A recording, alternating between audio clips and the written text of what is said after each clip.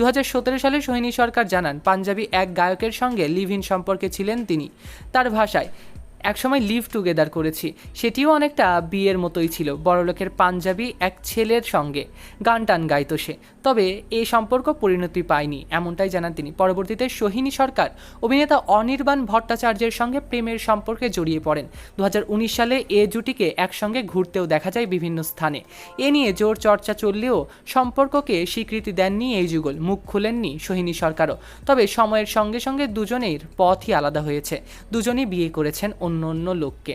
অনির্বাণ ভট্টাচার্যের সঙ্গে বিচ্ছেদের পর মডেল অভিনেতা রণজয় বিষ্ণুর সঙ্গে সম্পর্কে জড়ান সোহিনী সরকার। চুটিয়ে প্রেম করেন তারা। শুধু তাই নয়, করোনার সময়ে চলা লকডাউনে একসঙ্গেই থেকেছেন তারা দুজনে।